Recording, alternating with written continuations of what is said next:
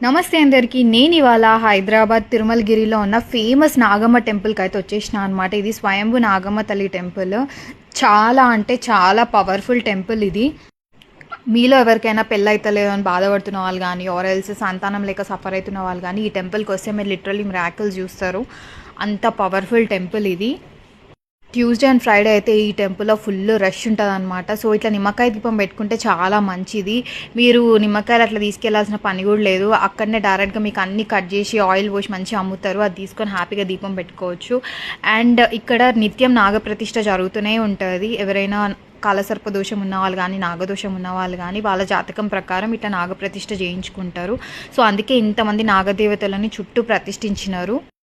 And ఈ అమ్మని చూసారు కదా, నాగ భక్తురాలన్నమాట. తను చనిపోయిన తర్వాత కూడా తన విగ్రహాన్ని అట్లా ప్రతిష్ఠించినారు. అండ్ ఈ చెట్టుకి ఏమైనా దోషాలు ఉన్న వాళ్ళు ముడుపులు కానీ ఏదైనా తాడులు కానీ అట్లా కడితే మంచి అవుతుంది అంటారు. సో అక్కడ మనకు చెప్తారనమాట మన జాతకం ప్రకారం ఏం చేయాలని.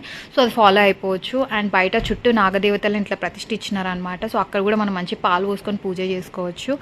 అండ్ ఇక్కడ చిలక జోషి అని చెప్పేటోడు ఉండే అనమాట. మేము కూడా టైంపాస్కి అట్లా చెప్పించుకున్నాం.